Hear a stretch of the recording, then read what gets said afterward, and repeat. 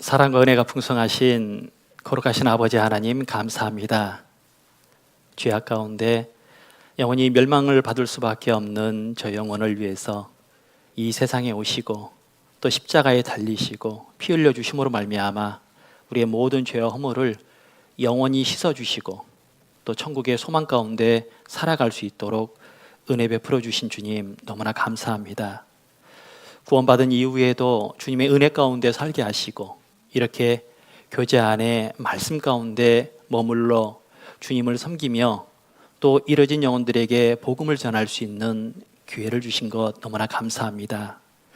우리에게 베풀어 주신 그 사랑이 너무나 크기에 이제 주님 오실 때까지 그 복음을 전하다가 주님을 만날 수 있도록 도와주시고 또 아직 구원받지 못한 사랑하는 가족들에게 우리가 받은 이 놀라운 사랑과 이 복음을 담대히 전함으로 한 소망 가운데 살아갈 수 있도록 은혜 베풀어 주시옵소서. 특히 마지막 때에 세상에 우리의 마음이 빼앗기지 않도록 말씀을 통해 우리의 갈 길을 비춰주시고 또 말씀을 통해서 위로받으며 말씀을 통해서 붙들려서 오직 주의 걸음을 걷다가 하나님을 만날 수 있도록 인도해 주시기를 부탁을 드립니다. 주일을 맞이해서 우리 사랑하는 형제 자매님들 말씀 앞으로 인도하여 주셨사오니 말씀을 통해서 우리의 마음에 위로해 주시고 하나님을 위해서 다짐하며 또 힘껏 걸어 나갈 수 있도록 함께해 주시기를 또한 부탁을 드립니다. 이 시간에 또 함께하지 못한 믿음의 형제 자매님들 기억하셔서 어느 형편에 있든지 주님께서 지켜주시고 그 마음을 어루만져 주셔서 항상 하나님을 향해서 살아갈 수 있도록 도와주시옵소서. 또 이 시간 또 함께 하시기를 부탁을 드리며 우리를 사랑하시는 예수님 이름으로 기도드렸습니다. 아멘. 예, 우리 구약 성경 열왕기하 18장을 찾으시겠습니다. 예, 구약 성경 열왕기하 18장입니다.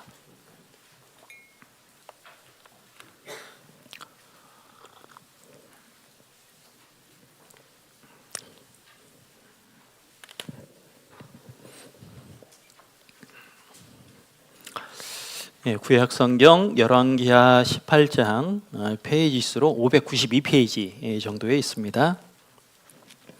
구약 성경 열왕기하 18장 592페이지 정도에 있습니다. 네, 1절부터 8절 있는데요. 제가 한 절 읽고 우리 형제 자매님들께서 한 절, 그리고 마지막 두 절은 같이 이렇게 읽는 걸로 이렇게 하겠습니다. 이스라엘 왕 엘라의 아들 호세야 3년에 유다 왕 아하스의 아들 히스기야가 왕이 되니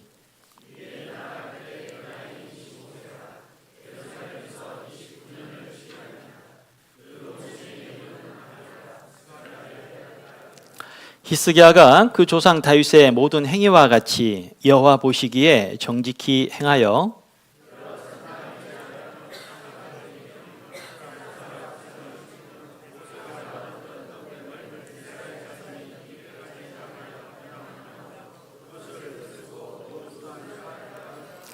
히스기야가 이스라엘 하나님 여호와를 의지하였는데 그의 전후 유다 여러 왕 중에 그러한 자가 없었으니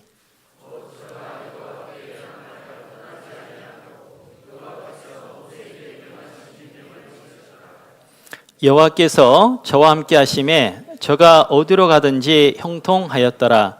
저가 아수르 왕을 배척하고 섬기지 아니하였고 블레셋 사람을 쳐서 가사와 그 사방에 이르고 망대에서부터 경관 성까지 이르렀더라. 네, 안녕하세요. 네, 너무나 반갑습니다. 우리 만나면 인사를 좀 해야 되는데요. 오늘 인사를 한번 하고 말씀을 좀 배우도록 하겠습니다. 혹시 고사리 인사 아셔요? 고사리. 아마 아시는 분 있을 것 같아요. 고사리. 고맙습니다. 한번 좌우 앞뒤로 한번 나눠보도록 하겠습니다. 고맙습니다. 사는 사랑합니다. 한번 해보겠습니다. 사랑합니다. 이는 이해합니다. 이해합니다. 예. 그래서 고사리 인사 참 마음에 들어서 제가 이제 가는 곳마다 고사리 인사로 이렇게 나누고 있습니다. 저는 이제 진도에서 왔습니다. 진도에서 지금 6년 정도 지금 함께 교제하고 있습니다. 진도하면 여러 가지 어떤 자랑거리가 많이 있는데요. 진도는 이제 삼보 삼락이라고 일컬어져서 세 가지의 보물을 얘기하고 세 가지의 즐거움이 있다라고 얘기합니다. 세 가지의 보물은 진도에 가면 개가 있습니다. 진돗개죠. 그래서 진돗개, 그리고 돌미역, 구기자로 이제 유명을 하고요. 그리고 이제 세 가지의 자랑 즐거움이 있는데 미녀로 유명합니다. 그래서 진도아리랑 들어보셨죠? 네, 진도아리랑. 그리고 이제 서화로 또 유명하고요. 그리고 또 하나는 그러지는 않겠지만 혹시 형제님들 가운데 술을 좋아하시는 분이 있을 수 있어요. 그래서 홍주로 또 유명한 곳이 진도입니다. 그런데 그 자랑거리 중에 가장 이제 마음에 와닿는 어떤 자랑거리가 있다면 이제 개가 좀 유명합니다. 개. 이 진돗개는 여러 가지 특징이 있는데 그 중에 하나가 이제 충성심을 가지고 있습니다. 그래서 이 진돗개 판매장에 가보면 이런 글이 써 있어요. 한 번 주인은 영원한 주인. 왜냐하면 3개월 지나서 이 분양을 하게 되면 사실은 이 첫 주인을 따라갑니다. 주인을 바꾸지 않는 특징이 있죠. 그래서 가끔 진돗개를 보면서 교훈을 받습니다. 한 번 주인으로 모신 주님을 어떤 상황에서도 바꿔지지 않아야 하잖아요. 가끔 그럽니다. 개보다 좀 나은 신앙생활을 내가 좀 해야겠다. 오늘은 여기 열왕기하 18장에 나와 있는 한 사람 히스기야를 통해서 좀 교훈을 받고자 합니다.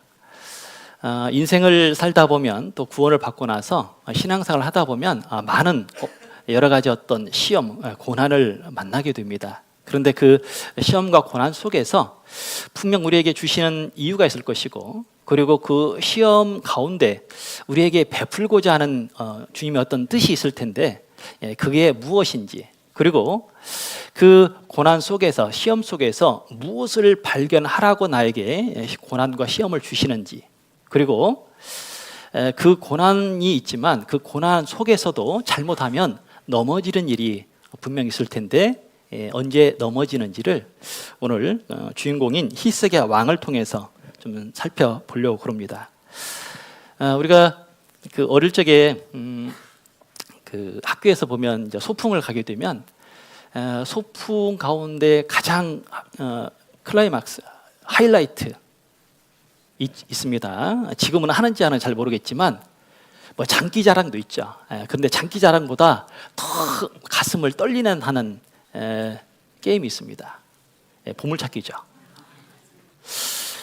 이 보물을 찾으면 하늘이 내 거죠. 아니, 모든 세상이 자기 겁니다. 그런데 이 보물찾기가 참 쉽지 않은 것이 선생님이 보물 숨겨 놓는 곳을 일러주지 않아요. 그래서 막 돌도 뭐 나무도 또 심지어는 어떤 풀 사이에도 헤쳐가지고 이렇게 보물을 찾습니다. 그런데 하나도 발견하지 못하면 힘들죠. 근데 보물을 숨겨놓은 선생님이 사인을 줍니다. 저쪽으로 가봐. 돌 밑에 보물이 있어. 근데 선생님의 말씀을 들어보니까 진짜 보물이 있는 거죠. 근데 꽝을 발견하면 안 되잖아요. 그래서 그 보물을 찾으면 그렇게 기뻐하듯이 우리가 신앙생활을 하는 가운데 있어도 사실은 신앙생활이 뭘까? 한마디로 말하면 보물찾기입니다. 그래서 오늘 주제가 나의 보물은, 이 보물을 발견하면 보물을 발견한 사람만 재미가 있고 즐거움이 있습니다. 아무리 힘들어도 그 보물을 찾으면 소리를 지르고 또 감사함 속에서 그 모든 일을 감당하게 됩니다. 우리가 신앙생활을 하면서도 많은 어려움 속에 있지만 그 보물을 찾는 것처럼 나에게 꼭 없어서는 안 될 그 보물, 그것을 내가 지금 찾고 있다면, 그리고 찾았고 또 계속해서 반복적으로 찾는 그 즐거움이 있다면 아마 신앙생활은요 누구보다도 재미있게 하지 않을까라고 생각이 됩니다. 그런데 그 보물 찾는 것이 힘들어요. 왜냐하면 찾으려는 수고가 있어야 그 보물을 찾게끔 되어 있습니다. 우리가 가끔 그러잖아요. 이 바닷가에 가보면 해변가에 조개 껍질이 있습니다. 근데 그 조개 껍질은 그냥 가서 죽기만 하면은 그 조개 껍질을 얻을 수가 있습니다. 그런데 바다 속에 있는 진주라든가 어떤 큰 생선을 얻기 위해서는 사실은 바다에 나가서 또 바다 속에 들어가야 되는 어떤 수고가 있어야 보물을 찾게 됩니다. 그러듯이 신앙생활을 하는 가운데서도 하나님이 우리에게 주시고자 하는 것을 얻을 수만 있다면 얼마나 좋을까. 우리는요, 구원받고 나서 많은 시험 속에서 살아갑니다. 시험이 없었으면 얼마나 좋을까.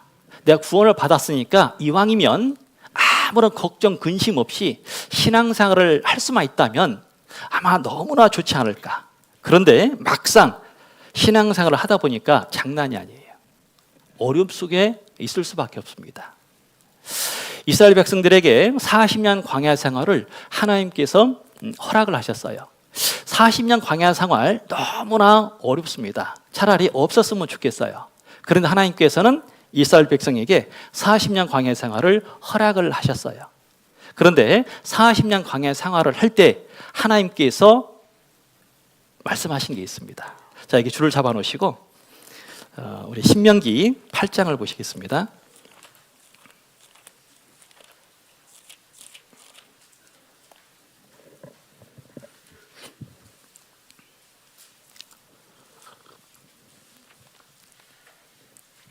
신명기 8장 2절입니다. 구약성경 274페이지 신명기 8장 2절입니다. 네, 제가 읽겠습니다. 내 하나님 여호와께서 이 40년 동안에 너로 광야의 길을 걷게 하신 것을 기억하라. 이는 너를 낮추시며 너를 시험하사 내 마음이 어떠한지 그 명령을 지키는지 아니 지키는지 알려 하심이라. 하나님께서 40년 광야 생활을 허락을 하셨습니다. 그런데 하나님께서 말씀하시죠. 왜 광야의 길을 걷게 하신 것을 한번 기억해봐라. 이는 너를 낮추시고 너를 시험하고 내 마음이 어떠한지 그 명령을 지키는지 아니 지키는지. 한마디로 고난이 왔을 때, 시험이 왔을 때 그 고난과 시험을 통해서 너를 낮춘다. 그리고 시험 받을 때 내 마음이 어떠하냐. 그리고 고난 속에 있을 때 진짜 말씀을 붙들고 말씀대로 살고자 하느냐. 하나님은 그걸 보셔요. 그러면 시험을 하고 끝날 것이 아니죠. 만약에 시험만 보고 끝나버리면 그 시험이 무의미할 수가 있습니다. 그런데 결과가 있어요. 8장 16절입니다. 내 열조도 알지 못하던 만나를 광야에서 내게 먹이셨나니 이는 다 너를 낮추시며 너를 시험하사 같이 읽겠습니다. 마침내 내게 복을 주려 하심이었느니라. 그러면 하나님께서 왜 나를 낮추실까? 왜 시험할까? 왜 내 마음을 보실까? 내가 진짜 이 규례를 지키는지 아니 지키는지 왜 하나님께서 알기를 원하실까? 결국은요, 시험을 통해서 하나님은 나에게 복 주시기를 위해서, 복 주기를 위해서. 그래서 하나님의 은혜의 선물은 반드시 시험이라는, 고난이라는 것을 통과를 하여야 내 것이 되는 거예요. 그래서 이 하나님의 은혜를 이렇게 표현했잖아요. 그 포장지에 쌓여 있는 금반지. 포장지가 중요해요? 금반지가 중요합니까? 당연히 금반지가 중요하잖아요. 그런데 이 포장지는 고난이라는 거죠. 그래서 하나님의 은혜의 모든 것들은 반드시 고난, 시험을 통과를 하여야만 얻을 수 있도록 되어 있습니다. 뉴턴은 이런 말을 합니다. 그 나무에 실과가, 그 열매가 있는지 없는지를 알아보는 방법은 딱 한 가지입니다. 그 나무를 흔들어 보면 돼요. 그러면 열매가 있다면 열매가 떨어질 것이고 열매가 없으면 떨어지지 않겠죠. 우리의 믿음이 평상시에는 잘 드러나지 않습니다. 저 형제 자매님이, 자매님이 어떠한 믿음 속에서 얼만큼의 신앙생활을 하고 있는지 우리는 잘 모릅니다. 그런데 알 수 있는 방법이 딱 하나 있어요. 고난이라는 것을 던져보는 거죠. 시험이라는 것을 던져봅니다. 그러면 내가 믿음이 있는지 없는지를 쉽게 알아볼 수 있다는 거예요. 그래서 성경에는 크게 이제 시험이 두 가지가 나와 있죠. 하나는 마귀가 주는 시험이 있다고 그랬습니다. 구원받지 못하게 하는 거고, 구원받아도 신앙생활을 못하게 하는 어떤 유혹이 있죠. 그리고 반대로 하나님이 주신 시험이 있습니다. 바로 하나님의 사람으로 만들어서 더 많은 축복을 주기 위한 하나님이 주신 연단의 시험이 있죠. 그래서 참 시험을 이게 고난이라는 것을 좀 더 들어가 보면 이런 것이 있는 것 같아요. 고난 속에서 시험 속에서 이런 게 있죠.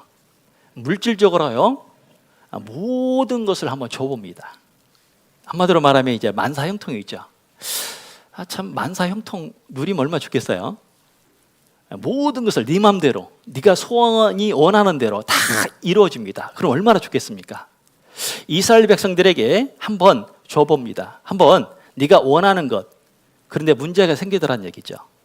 만사형통은 좋은데 만사형통을 통해서 좋은 점뿐만 아니라 나쁜 점이 더 부각이 돼요. 그게 뭐냐면 이렇게 말씀하죠. 8장 12절입니다. 내가 먹어서 배불리고 아름다운 집을 짓고 거하게 되며 또 내 우양이 번성하며 내 은금이 증식되며 내 소유가 다 풍부하게 될 때에 만사형통입니다. 근데 문제가 생깁니다. 14절 두렵건대 내 마음이 교만하여 내 하나님 여호와를 잊어버릴까 하노라. 여호와는 너를 애굽 땅 종되었던 집에서 이끌어내시고, 여기 13절 마지막에 보면 다 풍부하게 될 때에, 너무나 좋잖아요. 다 풍부하게 될 때에 14절 내 마음이 교만하고 하나님을 잊어버린다. 결국은 만사형통이 좋아요. 그런데 만사형통을 하다 보면 마음이 높아질 수밖에 없습니다. 왜? 모든 일이 잘 되거든요. 근데 모든 일이 잘 되다 보면 하나님을 잊어버린다는 겁니다. 왜냐? 마음이 높아지는 사람은 하나님을 잊을 수밖에 없어요. 그게 처음에 오는 시험이죠. 또 따라오는 시험 중에 하나는 주었던 모든 것을 한번 가져가 봅니다. 자, 우리가 만사형통할 때 이렇게 믿음 지키기가 쉬울까요? 없을 때 믿음 지키기가 쉬울까요? 둘 다 하죠. 둘 다. 그런데 없을 때 믿음을 지켰던 사람이 있습니다. 그게 이제 욥이죠. 그래서 욥기 1장 2장에 보면 동방에 부자 있던 욥, 대단한 사람이잖아요. 그리고 자녀들이 혹시 죄를 짓지 않을까 해서 어떤 잔치가 벌려지면 바로 그 다음에 번제를 드리고 돌이키는 어떤 그 모습 속에서 살아갑니다. 그런데 어느 날 하루아침에 자기가 가지고 있는 가축들, 그리고 자기가 있었던 그 10명의 자녀가 하루아침에 죽게 됩니다. 자, 부모라면 재산을 잃어버린 것보다 더 마음이 아픈 일이 있죠. 바로 자기 앞에 자녀를 잃어버린 것. 자녀가 먼저 죽는 것은 부모로서는 감당할 수 없는 고통입니다. 그런데 놀랍게도 다 잃어버렸어요. 근데 잃어버린 상태에서 그 상황을 보고 욥의 아내와 욥은 말하는 내용이 달랐다라는 거죠. 욥의 아내는 이 남편을 보고 얘기합니다. 아이고, 하나님을 원망하고 죽으라고. 그럴 수 있죠. 왜? 모든 다 잃어버렸잖아요. 그럼 원망할 수 있지 않겠습니까? 자, 우리도 만약에 그런 일을 당하면 아마 원망하지 않을까요? 왜 나에게? 그런데 이 욥은 이렇게 고백을 하죠. 주신 자도 하나님이시오 취하신 자도 하나님이시오니. 그러면 욥의 아내와 욥의 말의 차이가 뭘까? 욥의 아내는 주시는 하나님에 대한 부분을 크게 여기지 않았어요.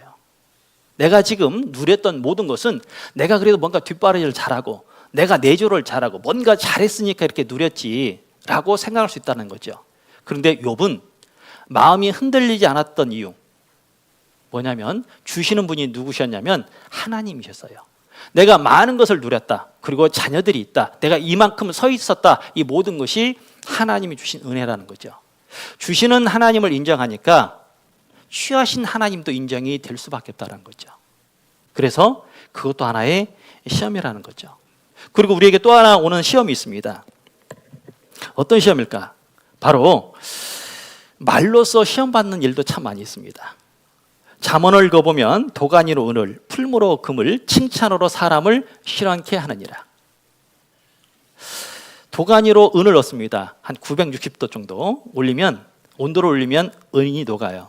그리고 100도를 올리면 금이 녹습니다. 그런데 성경에는 도가니보다, 풀무보다 칭찬으로 사람을 실현케 한다. 칭찬은 말이죠.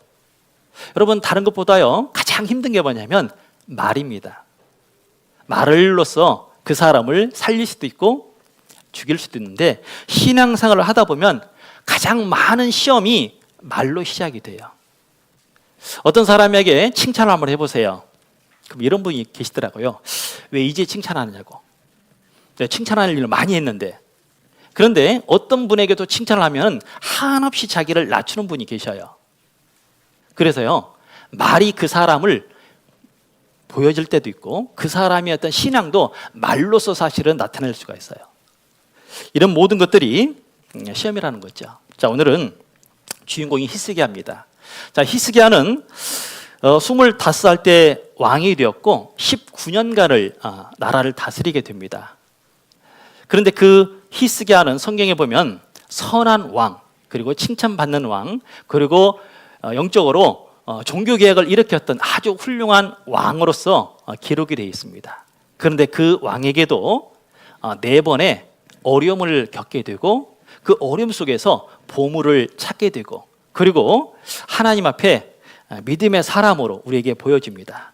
하지만 그 사람에게도 실수가 있었고 약점이 있었고 또 잘못된 일을 한 적이 있거든요. 그걸 오늘 좀 생각을 하려고 합니다. 먼저 이 히스기야 왕은 25살 때 왕이 되었습니다. 그게 첫 번째 시험이에요. 여기 처음 찾았던 열왕기하 18장입니다. 1절. 이스라엘 왕 엘라의 아들 호세아 3년에 유다 왕 아하스의 아들 히스기야가 왕이 되니 위에 나아갈 때에 나이 25세라 예루살렘에서 29년을 치리하니라. 그 모친의 이름은 아비라 스가랴의 딸이더라. 히스기야가 그 조상 다윗의 모든 행위와 같이 여호와 보시기에 정직히 행하여.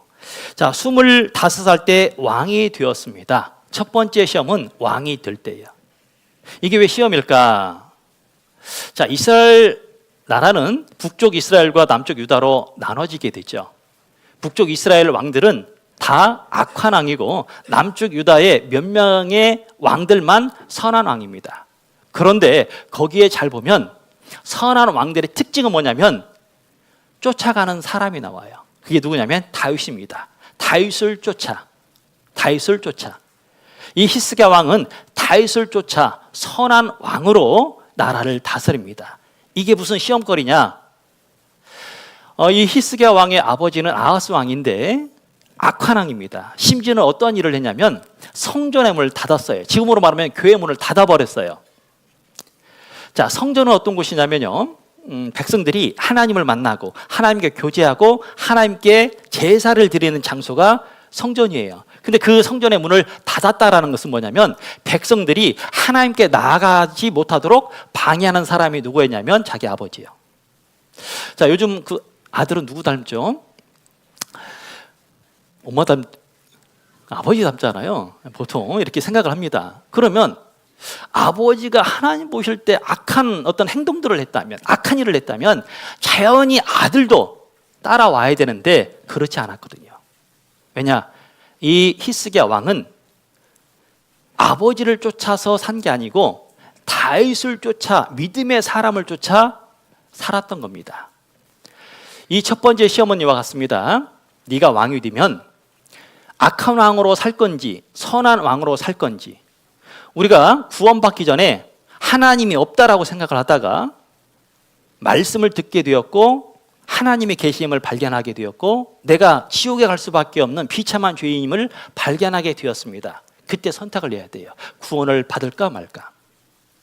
근데 내게 여기에 앉아 있다는 것은 지금 내가 선택을 했다라는 거예요. 믿음의 선택을 한 거죠. 그리고 구원받고 나서 내가 믿음 가운데 살 건지 말 건지 선택을 해야 돼요. 내가 지금 주일에 여기 앉아 계시잖아요. 그러면 선택을 했다라는 거예요. 이 시간에 집에서 잘 건지 말 건지. 우리가 가끔은요, 신앙생활을 하다 보면 오해를 하는 게 있어요. 어떤 오해를 많이 하시냐면 구원 받으면 다 일꾼이 될 거야. 여러분, 구원 받으면 다 일꾼이 되던가요? 시간이 흘러가면 다 일꾼이 되던가요? 아닙니다. 성경은 뭐라 말씀하시냐? 반드시 작정을 해야 돼요. 자, 고린도전서 우리 16장을 보시겠습니다.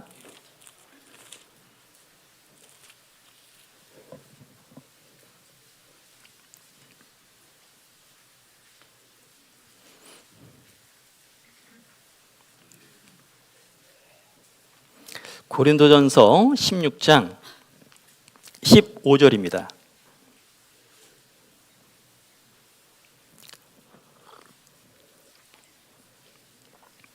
16장 15절. 형제들아, 스데바나의 집은 곧 아가야의 첫 열매요 또 성도 섬기기로 작정한 줄을 너희가 아는지라.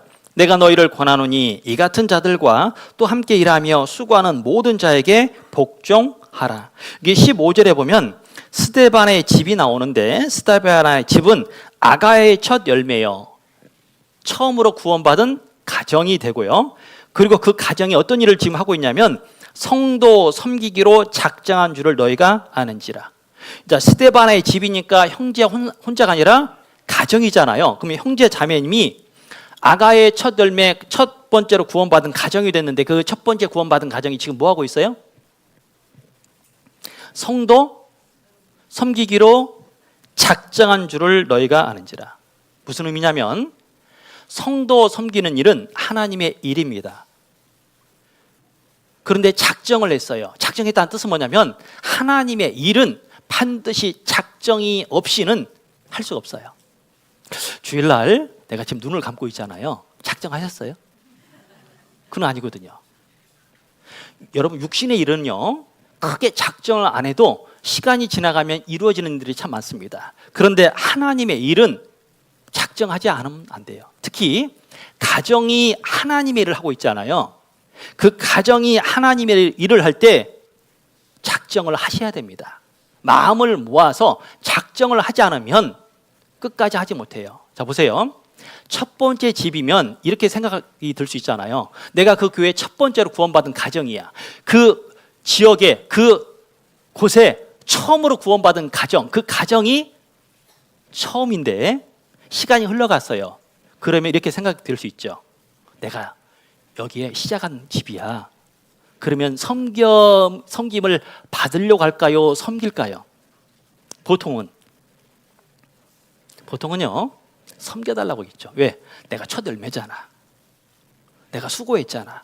그런데 여기에서는 뭐라고 그럽니까? 성도 섬기기로 작정을 했어요. 여러분, 교회가 잘 되는 교회, 복음이 잘 전해지는 교회, 어떤 일이 있는 줄 아세요? 가정이 섬기기를 잘합니다. 모습이 있어요.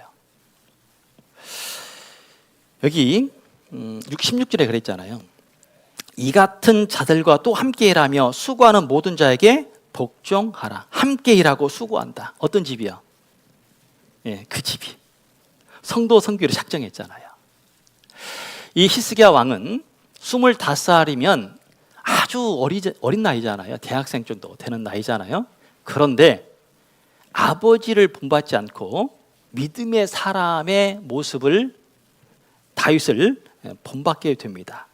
여기에서 우리가 생각해 볼 것이, 그러면 이렇게 본받을 수 있도록 영향을 준 사람들이 있을 거잖아요. 왜냐하면요, 믿음은 반드시 믿음의 사람이 필요한 거예요. 잠언을 읽어보면 말씀에 주인한 자는 좋은 걸 얻는다 그랬거든요. 말씀을 가까이 하고 말씀을 통해서 선택을 하면 반드시 하나님이 주시고자 하는 게 있어요. 이 히스기야는 자기의 생각대로 선택하지 않고 믿음의 사람대로 선택을 하게 되잖아요. 먼저 이 히스기야 왕에게 영향을 줬던 사람이 누구냐면 일단은 엄마입니다. 엄마의 아버지가 제사장이고 결국은 하나님을 믿는, 바르게 믿는 사람의 영향을 가장 가까운 사람에게 영향을 받게 됩니다. 두 번째로는 이 히스기야 왕에게 영향을 줬던 사람이 있어요. 그게 누구냐면 말씀을 가진 이사야 선지자입니다. 왜냐하면 그 당시에 활동했던 선지자였거든요. 어려울 때 이 선지자를 통해서 답을 얻게 되고 물어보게 됩니다. 결국은요, 말씀을 가진, 말씀을 전할 수 있는, 또 말씀에 가까이 하는 사람은 뭘 얻게 되냐면 복을 받을 수밖에 없습니다. 이 히스기야 왕은 왕이 되고 나서 무엇을 점점 알게 되냐면요, 역대상 11장에 보면 초대왕 사울 왕이 죽은 이유를 한마디로 표현을 이렇게 써놨습니다. 여호와께 묻지 아니하여서 죽었다. 왕이 묻지 않아서 죽었다. 그러면 하나님에게 축복을 받으려면 제일 먼저 해야 될 것이 성전의 문을 열어서 하나님과 올바른 관계를 맺어야 복을 받아요. 그래서 이 히스 왕이 되고 나서 어떤 일을 했어요? 아버지가 성전의 문을 닫아버렸잖아요. 성전의 문을 여는 것부터 시작이 됩니다. 자, 역대하를 잠깐 보겠습니다. 역대하 29장 2절입니다.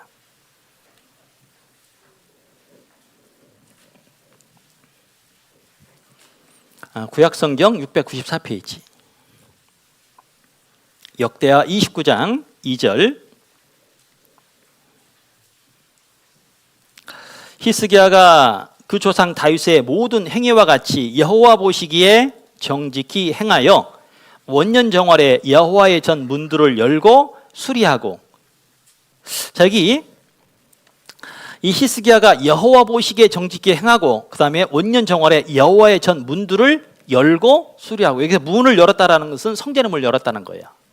성전의 문을 열고 나서 그 다음에 했던 일들이 뭐냐면 수리입니다. 수리라는 것은 고침이죠. 무슨 말이냐면 내가 하나님 앞에 뭔가 위로받고 고침을 받으려면 반드시 조건이 있어요. 그게 뭐냐면 성전의 문을 열어야 됩니다. 이 성전의 문을 여는 것을 다르게 표현하면 마음의 문을 하나님을 향해서 반드시 열려줘야 돼요. 아가서 5장에 보면 사랑하는 사람에게 요구하는 내용이 나와 있습니다. 뭐냐? 사랑하는 자여 나에게 문 열어달라 요구하죠. 사랑하는 사람에게 마음의 문이 열려져야 되듯이 이 히스기야 왕은 성전의 문이 열려지고 나서 그 다음에 하는 일이 수리가 됩니다. 그 다음에 또 하는 일이 있어요.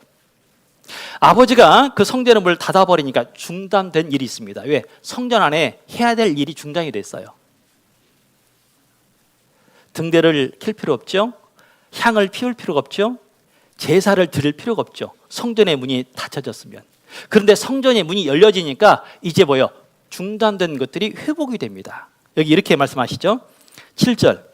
또 낭신문을 닫으며 등불을 끄고 성소에서 분향하지 아니하며 이스라엘 하나님께 번제를 드리지 아니한 거로. 성전의 문이 닫혀지니까 중단된 것들이 있어요. 낭신문은 현관문입니다. 그러니까 현관이 닫혀지고 등불이 끄고 성소에서 분향이 하지 않게 되고 그리고 이스라엘 하나님께 번제를 드리지 아니한 거로.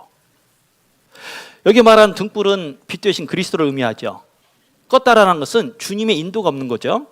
분향하지 아니했다는 것은 뭐냐면 기도가 사라진 거예요. 그리고 번제를 드리지 않는 것은 희생이 없는 거예요.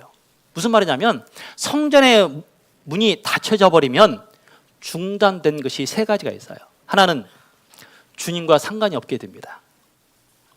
기도가 사라져요. 그리고 기도가 사라지니까 번제를 드릴 필요가 없는 거예요. 희생이 없는 거죠. 그런데 성전의 문이 열려지니까 다시 등불을 켜잖아요. 주님의 인도를 받습니다. 그리고 분향하게 되죠. 기도하기 시작합니다.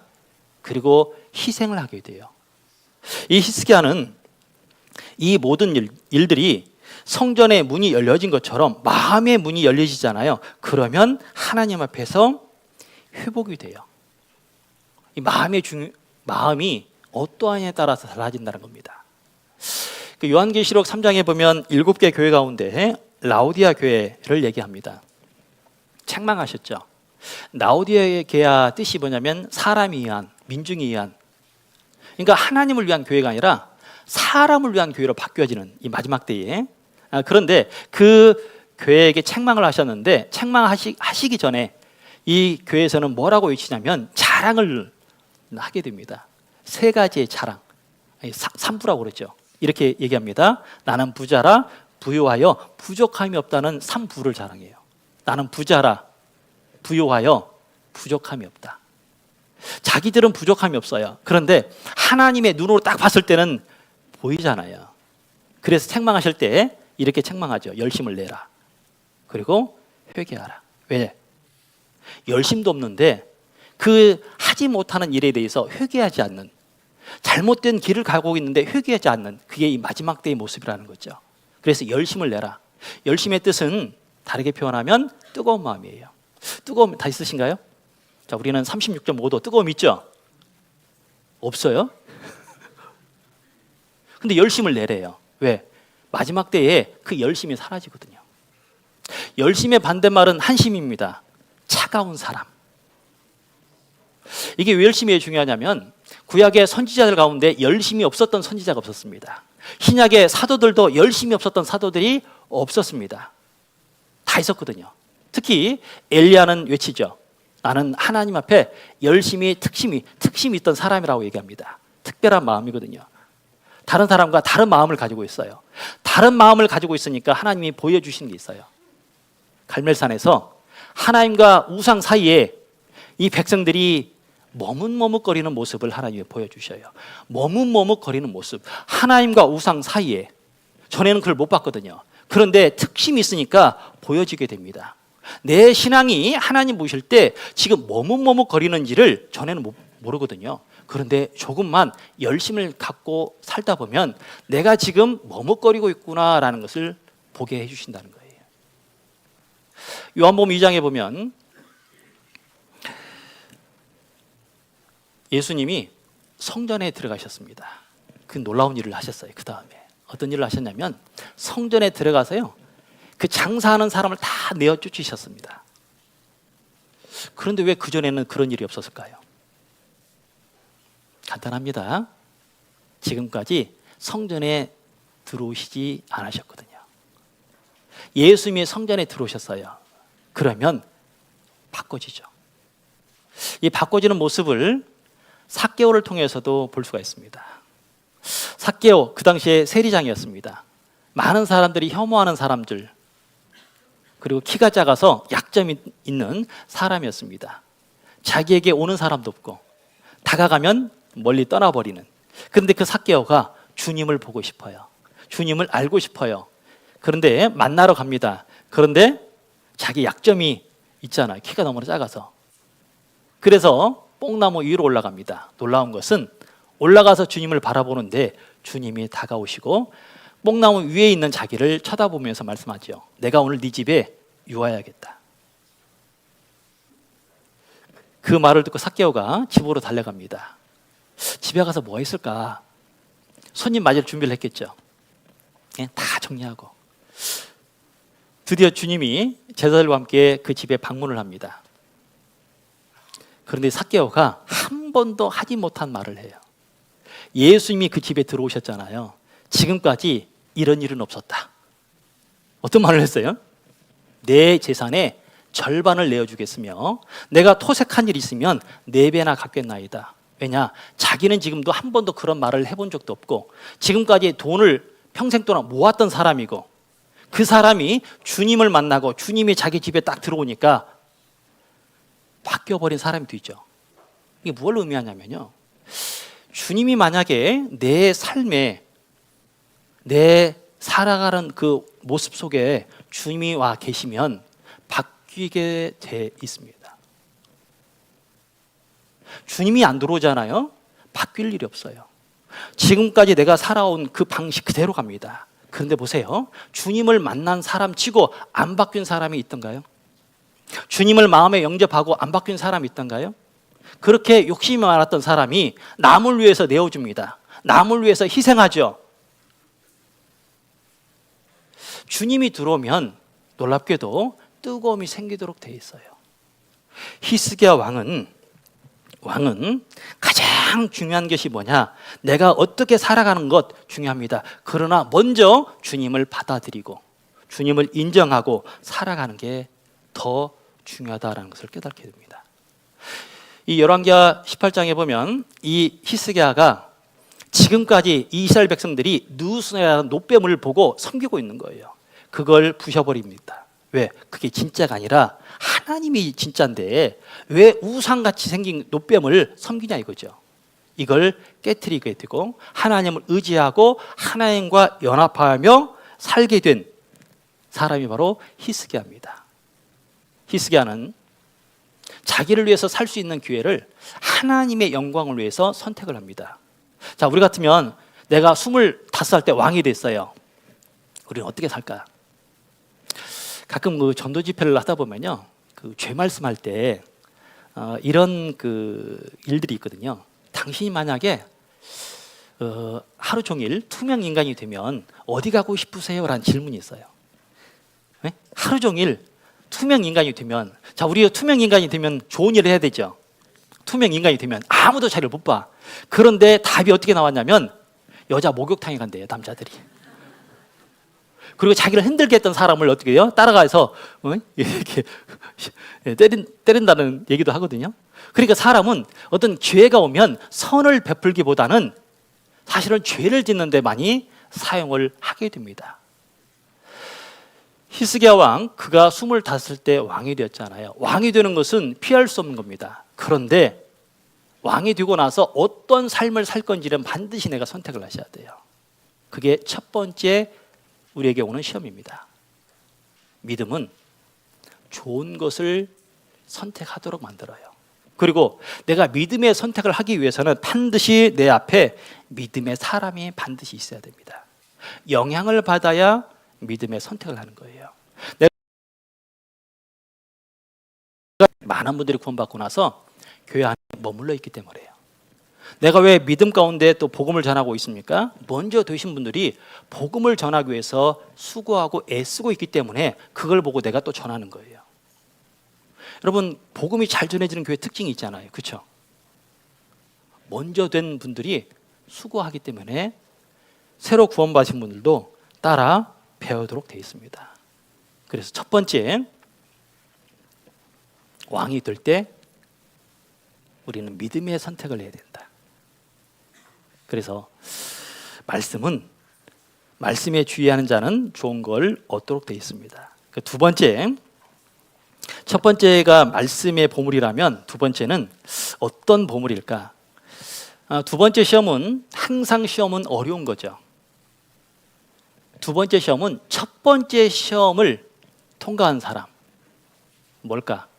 이제 이 아수르가 북쪽 이스라엘을 멸망을 시키는 내용이 나와 있어요. 근데 하필이면 그때 언제 멸망을 당했냐면 히스기야 왕 때 북쪽 이스라엘이 아수르의 멸망을 당하게 됩니다. 그런데 멸망을 당할 때 왜 북쪽 이스라엘이 멸망을 당하는지를 히스기야 왕이 알고 있어요. 자, 열왕기하 18장입니다.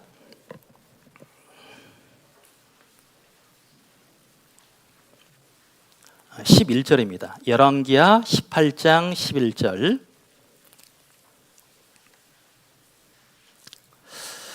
아수르 왕이 이스라엘을 사로잡아 아수르에 이르러 할라와 고산, 하볼 하숫가와 메대 사람의 여러 성읍에 두었으니 이는 저희가 그 하나님 여호와의 말씀을 준행치 아니하고 그 언약을 배반하고 여호와의 종 모세의 모든 명한 것을 거스려 듣지도 아니하며 행치도 아니하였음이더라.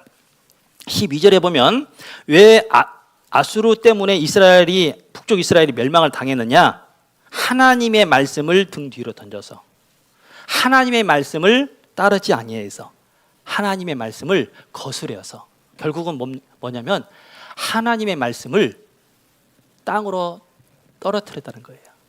하나님의 말씀을 사람의 말보다 가볍게 여겼다는 겁니다. 결국 넘어지게 되죠.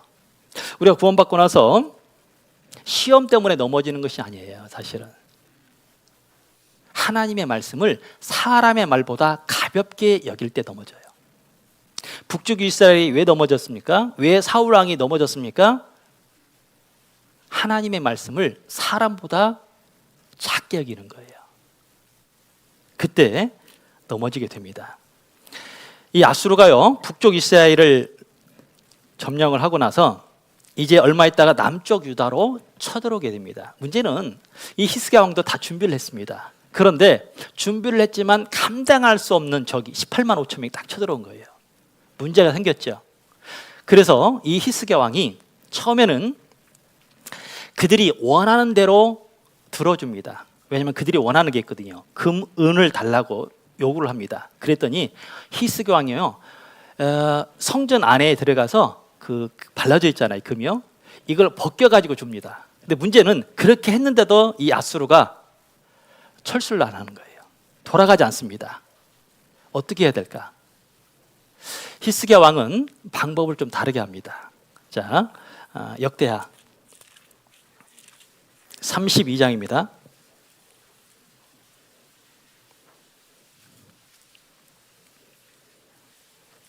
32장 2절입니다. 역대하 32장 2절.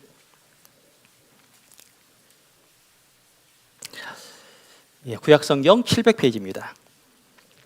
히스기야가 사네립이 예루살렘을 치러 온 것을 보고 3절 같이 읽겠습니다. 그 방백들과 용사들로 더불어 의논하고 성 밖의 모든 물건을 막고자 하며 저희가 돕더라. 자, 두 번째 이 히스기야 왕이 발견하고자 하는 보물이 뭘까? 여기에 3절에 나와 있죠. 방백들과 용사들로 더불어 의논하고, 이 더불어 의논이 지금으로 말하면 교제입니다. 더 나아가서 믿음의 교제. 왕이면 그 부하들과 교제하지 않아도 됩니다. 왜? 자기가 선택해도 되니까. 그런데 방백들과 용사들로 더불어 의논합니다. 그 결과가 뭐냐면 그 뒤에 나와 있죠. 저희가 돕더라. 누가 도와줘요? 의논한 사람들, 교제한 사람들. 왜 우리가 신앙생활 하는데 많은 교제를 하죠? 지금 당장 답을 얻지 못해도 그 교제를 통해서 그 어려움을 지금 내가 견딜 수 있고, 그리고 그 어려움을 들었던 형제자매들이 그 어려움을 가지고 하나님께 같이 합력해서 기도를 하니까 그러는 거예요. 두 번째는 감당할 수 없는 어려움이 왔을 때 우리는 무엇을 해야 될까? 반드시 믿음의 교제를 해야 된다는 거예요. 왜냐면요, 히스기야 왕은 준비를 함에도 불구하고 감당할 수 없는 적이 쳐들어왔어요. 어떻게 해야 될까? 그런데 그 교제를 통해서 하나님이 어떤 분이시다라는 것을 다시 알게 되고 백성들에게 안심시키는 일이 이어져요. 여기 5절부터 보겠습니다. 히스기야가 세력을 내어 퇴락한 성을 중수하되 망대까지 높이 쌓고 또 외성을 쌓고 다윗성의 밀로를 견고케 하고 병기와 방패를 많이 만들고 군대 장관들을 세워 백성을 거느리게 하고 성문 광장 자기에게로 무리를 모으고 말로 이루하여 가로되 너희는 마음을 강하게 하며 담대히 하고 와스루 왕과 그 좇는 온 무리로 나여 두려워 말며 놀라지 말라. 우리와 함께하는 자가 저와 함께하는 자보다 크니 저와 함께하는 자는 육신의 팔이요 우리와 함께하는 자는 우리의 하나님 여호와시라. 반드시 우리를 도우시고 우리를 대신하여 싸우시리라 하며. 같이 읽겠습니다. 백성이 유다 왕 히스기야 말로 인하여, 자, 아수르가 쳐들어왔는데 아수르가 지금 도망간 게 아니에요. 대치 중에 있어요. 그럼 백성들은 지금 뭐하고 있냐면 떨고 있습니다. 왜? 너무나 많은 적이 앞에 대치 중에 있거든요. 그런데 이 히스기야가 말로 백성들을 지금 안심을 시킵니다. 뭐라고 안심시키냐면 하나님은 크신 하나님이다. 그리고 하나님은 반드시 우리를 도와주신다. 근데 그 말을 듣고 이 이스라엘 백성들이 안심이 됐어요. 문제가 해결됐다라는 뜻이 아니라 안심이 됐습니다. 문제 앞에서. 그러면 백성을 안심시키려면 제일 먼저 누가 안심이 돼야 돼요? 마음에 내가 안심이 돼야 돼요. 무슨 의미냐면 내가 떨고 있는데 옆에 있는 떨고 있는 사람에게 안심해, 그러면 효과가 없겠죠. 내가 하나님을 의지하고 내가 믿음 가운데 딱 있으면 그 모습을 가지고 옆에 있는 떨고 있는 분들에게 얘기할 수 있잖아요. 우리가 교제 안에서 왜 믿음의 교제가 중요하냐면 내가 지금 겪고 있는 모든 일들이 사실 먼저 겪으신 형제자매들이 계십니다. 가정의 문제, 직장의 문제, 친구의 문제, 이성의 문제, 많은 문제들이 있잖아요. 그런데 먼저 내가 겪었던 것을 먼저 겪어서 지혜롭게 이겼어요. 그러면 그분이 하신 그 간증, 그 경험이 나에게 교제를 해주셨을 때 나도 똑같이 그렇게 할 수 있다는 거예요. 지금 어렵잖아. 괜찮아. 반드시 말씀대로 살아. 말씀을 붙들고 그러면 조금 있으면 그 일이 풀릴 거야. 그런데 그 말씀대로 그렇게 했더니 풀리더란 얘기예요. 히스기야 왕도 처음에 잘못했잖아요. 그 아수르가 원하는 대로 금, 은 다 벗겨서 줘도 해결이 안 됐던 일인데 놀랍게도 하나님을 생각하고 하나님이 주신 방법대로 하더니 그 문제가 해결이 되더라는 얘기예요. 두 번째, 감당할 수 없는 일이 올 때 우리는 어떻게 그 문제를 해결해야 될까? 바로 믿음의 교제가 필요합니다. 빌레몬서 1장 6절에 보면 교제라는 단어가 있고 그 앞에 나와 있는 단어가 있어요. 믿음의 교제가. 무슨 교제? 믿음의 교제가 우리 가운데 선을 알게 하고 그리스도에게 미치도록 역사하느니라. 믿음의 교제가 우리 가운데 선을 알게 해요. 선이라는 것은 하나님의 뜻이죠. 교제를 통해서 하나님의 뜻이 무엇이다라는 것을 알게 해주십니다. 그리고 그리스도에게 미치도록, 미쳐버렸다는 뜻이 아니라 그 교제를 통해서 주님에게 더 다가갈 수 있는 힘이 뭐냐면 믿음의 교제예요. 특히 언제요? 어려울 때. 여러분, 우리가 신앙생활 하면서 어려울 때 교제 많이 하시죠? 처음보다 더 많이 하시죠?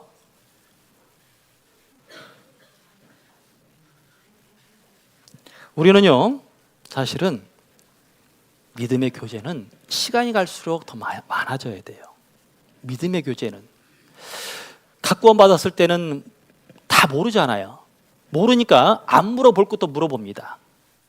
그런데 시간 구원받고 나서 연수가요 5년, 10년, 20년 되잖아요. 다 알아요. 다 알면 어떤 일이 생기냐면 안 물어봅니다. 어떨 때는 안 물어보면 잘할 것 같은데 교제가 없이 하다 보면 나중에 꼭 일이 생겨요. 그래서 알든 모르든 교제는 너무나 중요합니다. 그런데 그러한 결정을 했음에도 불구하고 사단은 그 믿음의 교제 가운데 믿음대로 살고자 하는 사람을 내버려 둘까? 그렇지 않습니다. 열왕기하 18장입니다.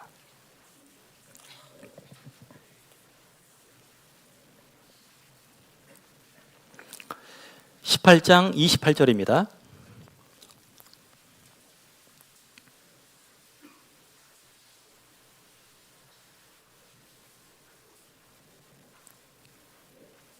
(28절) 18장 28절입니다. 랍사게가 드디어 일어서서 유다 방언으로 크게 소리질러 불러 가로되 너희는 대왕 아술의 왕의 말씀을 들으라. 왕의 말씀이 너희는 히스기야에게 속지 말라. 저가 너희를 내 손에서 건져내지 못하리라. 또한 히스기야가 너희로 여호와를 의뢰하라 함을 듣지 말라. 저가 이르기를 여호와께서 정녕 우리를 건지실지라. 이 성이 아수르 왕의 손에 함락되지 않게 하시리라 할지라도 31절 같이 읽겠습니다. 너희는 히스기야의 말을 듣지 말라. 아수르 왕의 말씀이 너희는 내게 항복하고 내게로 나아오라. 그리하고 너희는 각각 그 포도와 무화과를 먹고 또한 각각 자기의 우물의 물을 마시라. 이 아수르가 계속 뭐라고 그러냐면 히스기야에게 속지 말라. 무슨 의미냐면 하나님에게 속지 말라. 히스기야 말을 믿는 것은 어리석은 사람이고 심지어는 하나님이 너를 안 도와주실 거니까 내게 항복하라고. 그래서 이제 그 만화 성경에 보면 이 모습을 어떻게 표현을 했냐면요, 이렇게 표현해요. 아수르가 야 항복해 그러면 행복해, 이렇게 표현이 돼 있어요. 아수르에게 항복하면 너 행복해. 이게 누가 하는 말이에요? 사단이 하는 거예요. 우리가요 어림이 없을 때는 믿음대로 살아가는 것은 쉬운 것 같아요.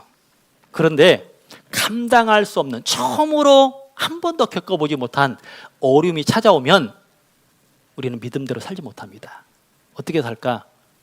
자기 방식대로 살더라라는 얘기죠. 자기 방식, 자기가 경험한 것, 그것으로 그 문제를 해결을 하려고 합니다. 그런데 어려울수록 우리는 어떻게 그 문제를 해결을 해야 되냐면 반드시 믿음의 교제를 통해서. 우리가 성경을 읽다 보면 이 사단의 방해가 있잖아요. 근데 사단의 방해 중에 여기 그 35절 잠깐 보시면요.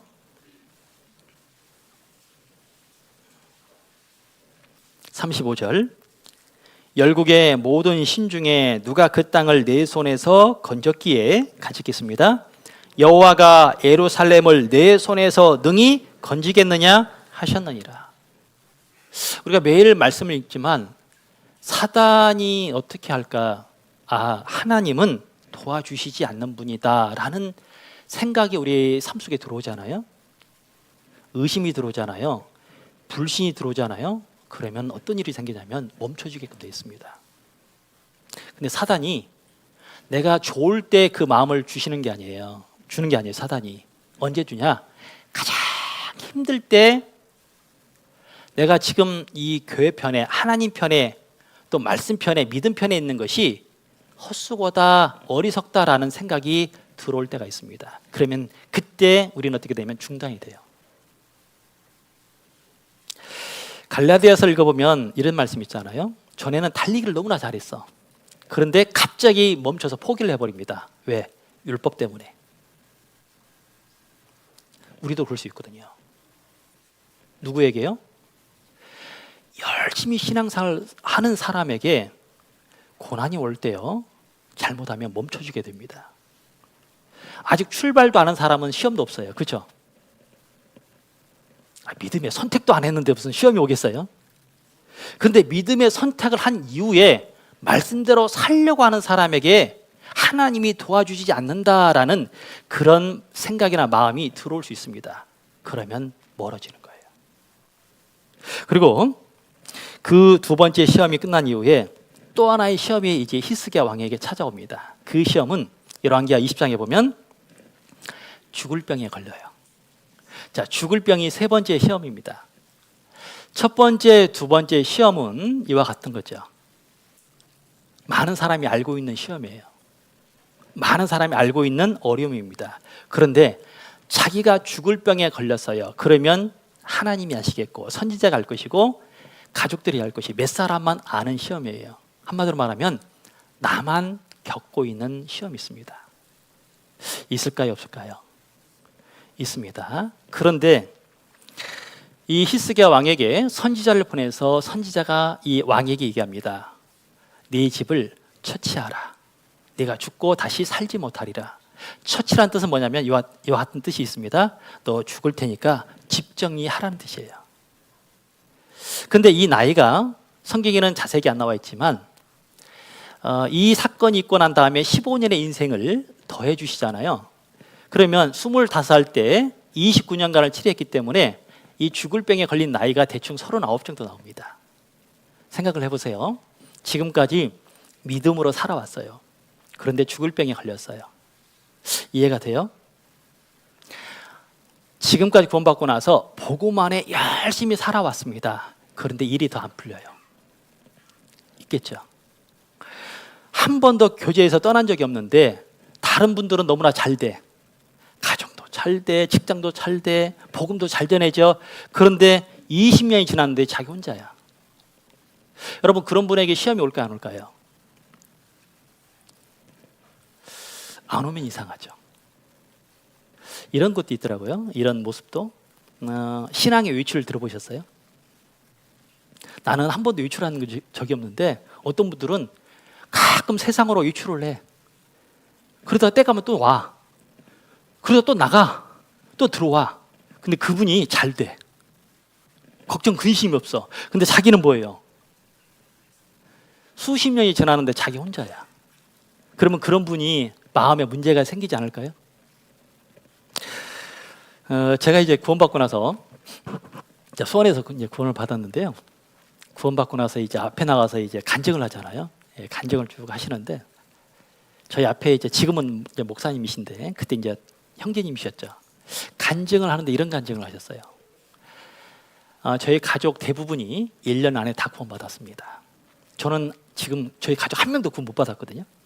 그런데 1년 안에 가족이 거의 다 구원받았습니다. 근데 거기에다가 어머님 얘기를 해요. 어머님이 무당이었어요. 무당인데 구원받았어요. 1년 안에.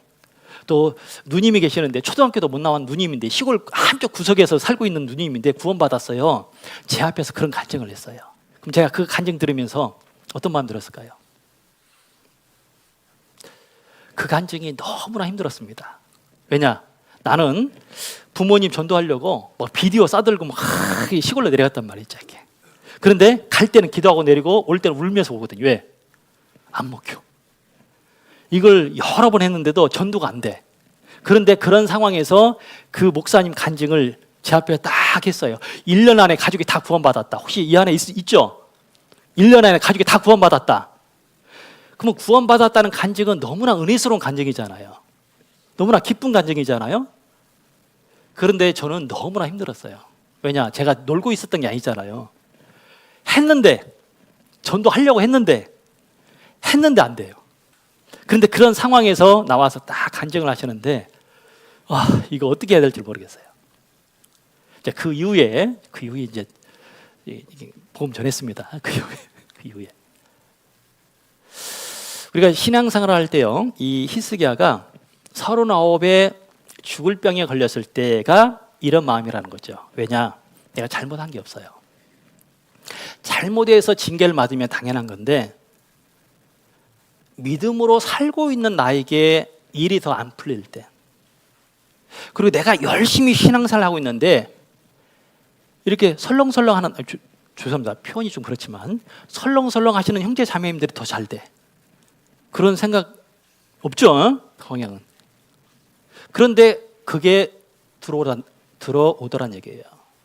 심지어는요, 같이 봉사를 해요. 이 세 번째 시험은 어떤 시험이냐면, 믿음의 사람에게 비교하는 시험이 찾아올 때가 반드시 있습니다. 히스기야가 죽을 병에 걸렸잖아요. 그러면 우리 같으면 이런 상황이 오면 아마 하나님께 따지지 않을까요? 수많은 사람들이 있는데 왜 납니까? 여러분, 신앙생활 할 때 혹시 그런 고백 해보셨어요?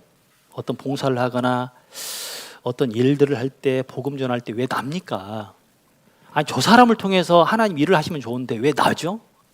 나는 지금 건강도 안 좋아, 경제적으로 안 좋아, 가정 형편도 안 좋아, 배운 것도 없어, 아무것도 할 수 없는데 왜 나를 선택해서 하나님의 일을 하시고자 하죠?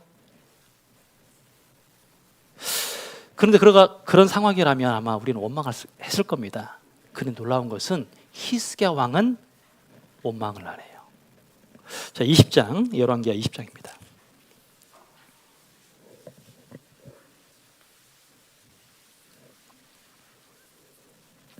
히스기야 20장 1절입니다.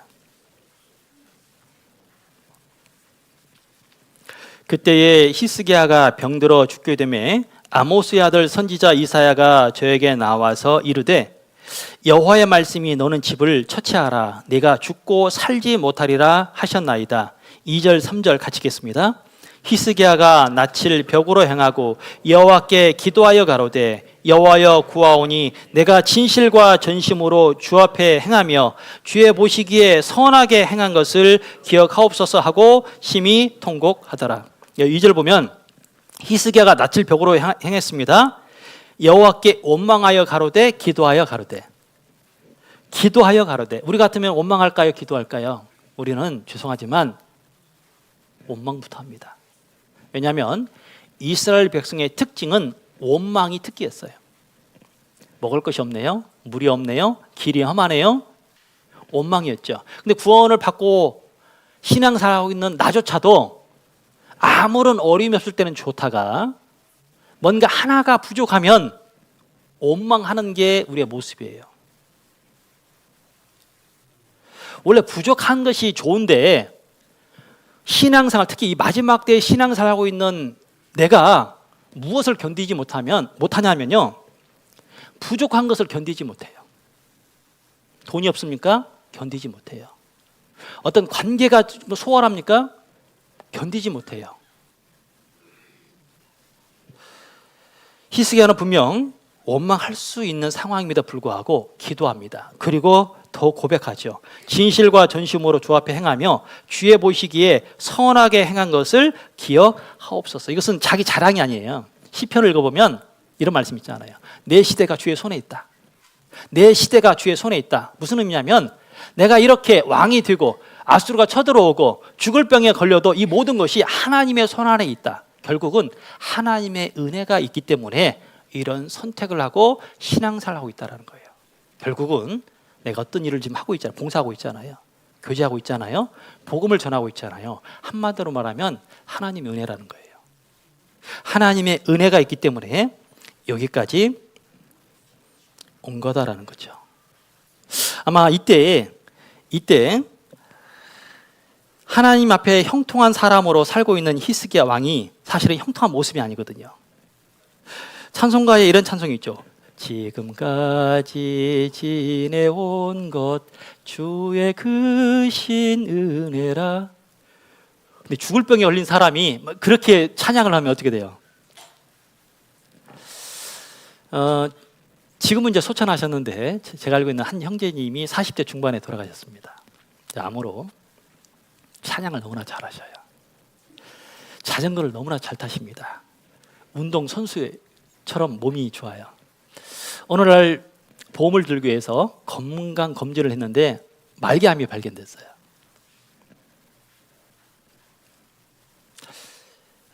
근데 이제 그 형제님이 이제 방사선 치료를 이제 여러 번 받는 가운데 만나서 이렇게 교제를 하게 되었고, 그리고 이제 죽기 전날 이제 자매님 생일, 구원 생일 축하해주고 그 다음날 소천하셨거든요. 우리가 죽을 때 웃다가 죽는 분이 없죠, 거의. 근데 웃다가 소천하신 분 참 은혜롭잖아요. 근데 그 형제님은 잠깐 이제 교제를 하시면서 이런 말씀을 해주셨어요. 자기가 이제 구원받고 나서 살아오면서 기도한 그 기도 있잖아요. 근데 그 기도의 무게와 아프고 난 다음에 기도하는 그 무게를 비교를 해봤더니, 아프고 난 다음 그 짧은 시간이지만 그때 기도한 그 기도의 무게가 전보다 훨씬 무거웠다라고 얘기를 해주셨어요. 히스기야의 기도가 사실 왕이 될 때보다, 아수르가 쳐들어올 때보다 지금 아팠을 때가 더 간절했다는 얘기죠. 이 히스기야 왕은 그때 무엇을 발견했냐면 믿음의 기도를 발견하게 됩니다. 야고보서를 읽어보면 기도의 단어 앞에 또 믿음이라는 단어가 있어요. 믿음의 기도는 역사하는 힘이 많다. 이 왕은 그 어려울 때 무엇을 발견하게 되냐면 진짜 보물이 믿음의 기도다. 믿음의 기도는 극한 상황에 있을 때 하나님을 향해서 자기를 드러내지 않고 하나님의 영광을 드러낼 수 있는 기도를 할 수 있다. 그걸 발견한 거예요. 자, 우리는 하나님을 향해서 기도하고 있잖아요. 어떤 기도를 하고 있을까? 진짜 믿음의 기도일까? 아니면 자기 자신만을 위해서 기도를 할까? 진짜 하나님을 위한 기도를 언제 하고 있을까? 우리 살펴봐야 됩니다. 놀랍게도 하나님은 이 히스기야에게 15년의 인생을 더 연장을 시켜주게 됩니다. 자, 야고보서를 한번 볼까요? 야고보서 5장.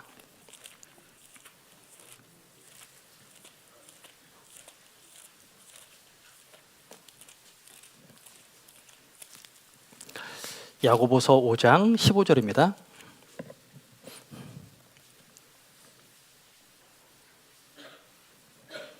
야고보서 5장 15절 16절입니다.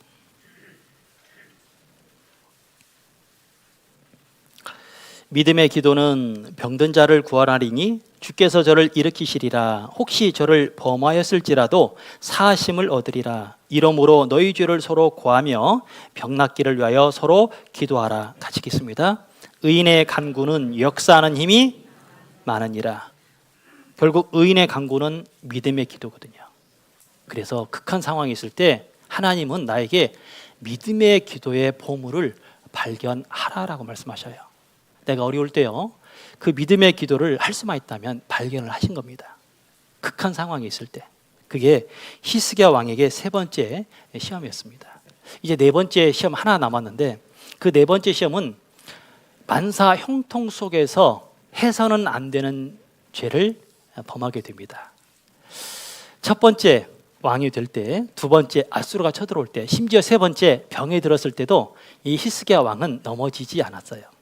그런데 네 번째 시험으로 말미암아 이 왕이 넘어지게 됩니다. 그 네 번째 시험이 뭘까? 아주 간단합니다. 15년의 인생을 받은 이 히스기야 왕에게 멀리 바벨론에서 이 브로닥 발라단이 글과 예물을 보내는데, 그 사실을 보고 매우 기뻐합니다.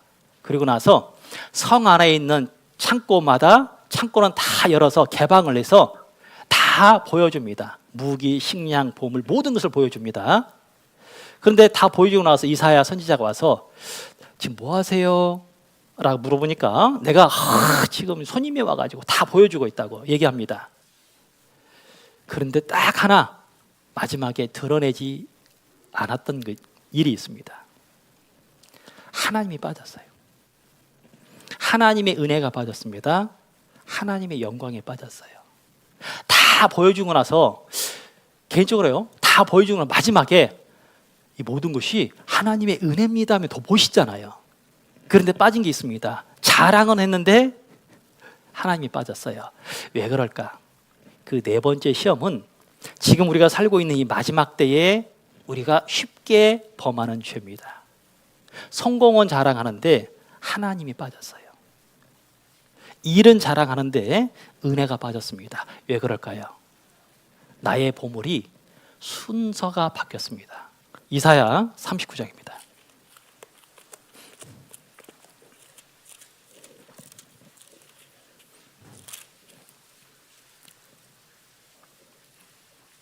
이사야 39장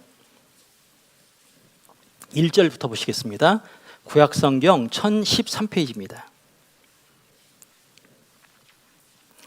그때에 발라단의 아들 바벨론 왕 무로다 발라단이 히스기야가 병들었다가 나았다 함을 듣고 글과 예물을 보낸지라 히스기야가 사자를 인하여 기뻐하여 그에게 궁중 보물 곧 은금과 향료와 보배로운 기름과 모든 무기고와 보물고에 있는 것을 다 보였으니 궁중의 소유와 전 국내의 소유를 보이지 아니한 것이 없은지라. 4절입니다.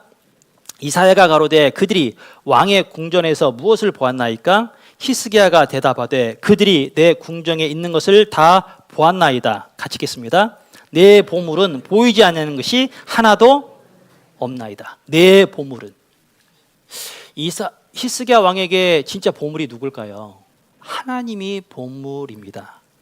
그런데 15년의 인생을 얻은 이후에 보물을 보이지 않는 것이 하나도 없다라고 고백을 해요. 진짜 보물이 하나님인데 하나님을 드러내지 않았는데 다 보여줬다라고 얘기합니다. 착각하고 있죠. 이 히스기야 왕에게서 보물은 믿음에 있을 때 말씀이었거든요. 보물은 교제였습니다. 보물은 기도였어요. 그런데 지금 15년의 인생을 얻었고 지금 만사형탕 모든 것을 가지고 있습니다. 그런데 딱 하나 보물이 안 보여요. 뭘 의미하냐면 전에는 하나님에 관련된 것들이 다 보물이었어요. 구원받은 이후에 우리는 교회가 보물이었습니다. 형제자매들이 보물이었죠. 부족하지만 봉사하는 것이 자기의 보물이었어요. 심지어는 전도할 때 그 떨림이 있거든요. 여러분, 우리가 한 사람 말씀 듣게 하기 위해서 먼저 인도하신 분들은 떨림 있는 거 아시죠? 소름 끼쳐요. 어떨 때는. 그런데 히스기야 왕에게 마지막 때에 보물의 우선순위가 바뀌어버렸습니다. 이제는 자기에게 있어서 보물은 보이는 것들이 보물이에요. 창고, 식량, 무기, 그리고 심지어는 이 히스기야 왕이요 기뻐하는 대상이 바뀌었어요. 왜? 이 바벨론은요 나중에 남쪽 유다를 멸망시킨 나라입니다. 이방인 나라예요. 근데 이방인 민족이 사신을 보내오니까 지금 뭐 하고 있어요? 기뻐했다라고 써 있잖아요. 적이거든요. 잘못된 기쁨이거든요. 마지막 때에 구원받은 우리가 하나님과 상관없는 것에 많이 기뻐한다. 더 즐거워한다. 잘못하면요 우리의 마음이 그쪽으로 빠질 수 있어요. 그래서 하나님이 왜 히스기야 왕에게 3번의 어려움을 줬을까? 놀랍게도 그 어려움이 문제가 아니라 그 시험이 결국은 누굴 붙잡아 줬냐면 이 히스기야 왕을 붙잡아 주었던 거예요. 역대하 32장에 보면 하나님 이렇게 말씀하시죠. 도대체 히스기야 왕이 어떤 마음을 가지고 있을까?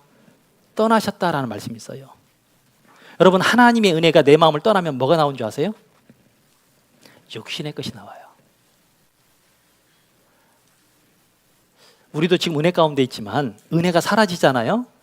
말씀이 사라지면 내 것이 나올 수밖에 없습니다. 그걸 우리에게 알게 해주시는 거예요. 그러면 나에게 어려움을 주거나 때로는 아픔을 주거나 때로는 큰 시험을 줄 때는 내가 미워서 나에게 주시는 것이 아니라 그 어려움이 있어야 하나님을 붙잡게 만들어요. 그래서 나에게 맞는 시험을 주님 앞에 갈 때까지 주실 수밖에 없어요. 어떨 때는요, 그 찬양 가시가 있잖아요. 가시.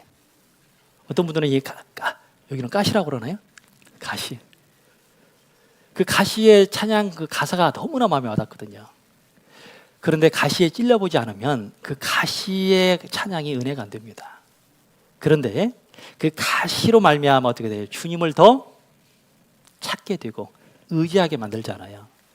지금 신앙생활 하고 있습니다. 이 마지막 때에 그 알게 모르게 자기만 알고 있는 그 아픔, 슬픔, 가시가 있다는 얘기예요. 근데 그 가시가 감사가 됩니다. 왜? 그 가시가 있으니까 내가 여기가 있어요. 만약에 나에게 어려움이 없잖아요. 그럼 벌써 세상으로 갔을 거예요. 그런데 나를 붙잡아 주시기 위해서 나에게 맞는 어려움을 주십니다. 하지만 하나님께서는 반드시 피할 길도 나에게 주셔요. 우리가 그걸 믿고 신앙도 여러 번의 시험이 있듯이 지금도 우리에게 4번의 시험이 번갈아 가면서 옵니다. 우리는 어떻게 해야 될까? 그때마다 숨은 보물을 찾듯이 분명 하나님이 주신 은혜가 있을 것이다. 그걸 바라보고 끝까지 교회 안에서 말씀 안에서 사시면 좋겠습니다. 기도하시겠습니다. 하나님 아버지 감사합니다. 신앙생활 하고 있는 저희들에게 많은 시험과 고난을 통해서 주님을 알게 하시고 주님을 붙들어 신앙생활 할 수 있도록 인도해 주심을 감사합니다. 우리 삶 속에 주님의 은혜가 사라진다면 또 주의 말씀이 사라진다면 아무것도 할 수 없는 연약한 저희들입니다. 그때마다 주님께서 말씀으로 붙잡아 주시고 말씀으로 위로해 주시고 특히 마지막 때에 말씀을 통해서 더 힘있게 복음 전하는 일에 애쓰는 저희들이 될 수 있도록 인도해 주시옵소서. 믿음의 사람인 히스기야 왕에게도 여러 번의 시험이 있듯이 우리에게도 시험을 만날 때마다 숨겨진 보물을 찾듯이 주님의 은혜를 찾고 믿음 편에 말씀 편에 설 수 있도록 도와주시옵소서. 이제 또 내일부터 또 전해지는 말씀, 특히 나치배를 통해서 많은 이뤄진 영혼들이 참석하고 복음이 전해질 수 있도록 도와주시고 말씀을 전하실 목사님에게도 영육간의 강건함으로 도와주시고 또 5월달에 계획된 구역 집회 여러 가지 상담들 주님께서 은혜로 더해 주시고 인도해 주시옵소서. 오늘 또 나머지 일정 또한 주님에게만 부탁을 드립니다. 우리를 사랑하시는 예수님 이름으로 기도드렸습니다. 아멘.